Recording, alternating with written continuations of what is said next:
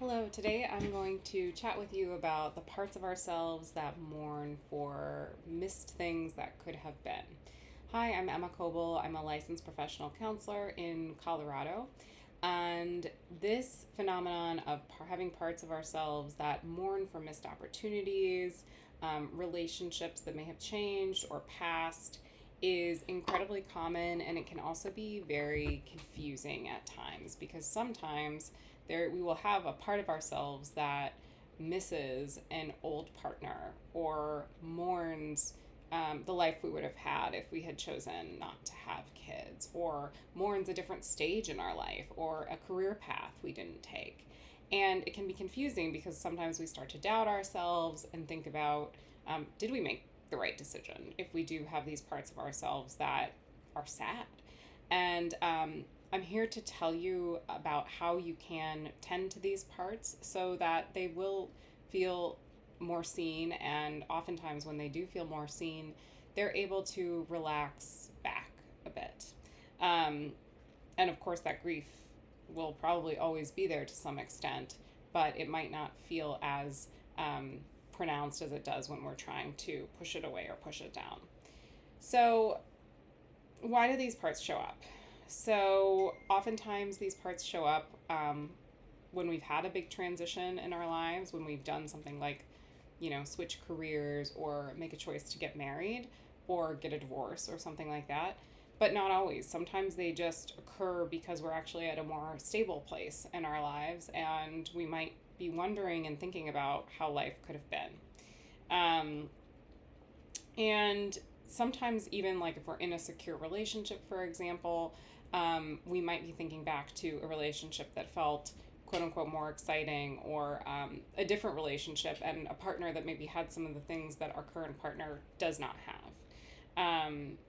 And we often will feel this way when we recognize that our identity, values, life stage have shifted, but we're grieving an old life stage, an old set of values that we don't really have anymore.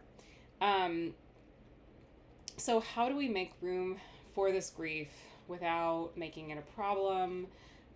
First of all, I want to tell you that if you're having this again, it doesn't mean you haven't worked through this necessarily, like you haven't worked through this loss or this change. And that grief is often something that isn't meant to be like solved or something that just goes away and stays away permanently. Some griefs may be with us for the course of our life, and we want to be focusing on how to honor them and see them and make space for them rather than trying to get them to go away. When you are grieving something that has passed, it's a sign that you care deeply, that you felt deeply. And this is something actually to celebrate rather than to feel bad about. When you are recognizing that you're having this grief, I encourage you to think about what it is within that you are actually missing. Like if you're thinking about, for example, your 20s and being able to run around with your friends all the time. Is it that you're missing that? Or is there a part of you that's actually missing connection or spontaneity or just fun? And is there a way that this part is actually inviting you to invite that into your life now? Just something to kind of be curious about. So how do we tend to these parts with care? Again, we want to be like pausing and listening to them rather than just telling them to shut up or go away. Checking in with what they're feeling, what that means maybe we're missing, anything that these parts would like us to know. And then naming it, like naming that maybe this part is grieving not becoming a parent, and a part maybe is missing a closeness I had in a specific relationship. Just letting this part know, letting yourself know that you're sort of paying attention. Acknowledge also that this is a part of you. It's not the whole of you, and that you're made up of a multitude of parts. So there might be a part that misses that old relationship with that erratic person that you had an amazing sexual connection with, and there's a part of you that really wants stability and wants someone who respects you and sees you and that you have a different kind of connection with. So that's okay.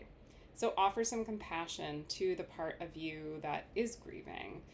Again, telling it, you hear it, you see it, it doesn't need to go away. It's welcome inside your system, and that you're sorry it's feeling this way.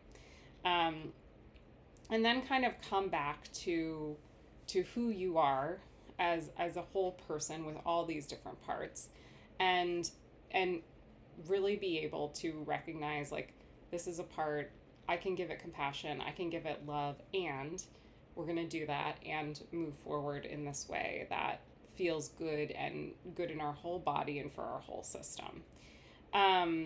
So we want to be, again, like, integrating all these parts of ourselves rather than trying to get anything or anyone to leave. So that means we have to pay attention. Okay. So I want to just end with, this fact that we are constantly facing change in our lives. And in our society, we're often kind of just like jumping from one thing to the next. And we don't spend a lot of time processing and mourning the hundreds of things that change and pass away, and the griefs that happen to us all the time. So these parts are here as a messenger often to help us, to alert us to the fact that, like, wow, we cared about that thing. Wow, that's a big deal. And again, these parts are not bad. They're deserving of our love and attention, and tending to them is part of forming this relationship with yourself of compassion and love. So if you are finding that you're having these parts show up, if you're working through grief, I'd love to chat with you. Please feel free to reach out for a free consultation, and I hope you have a great day.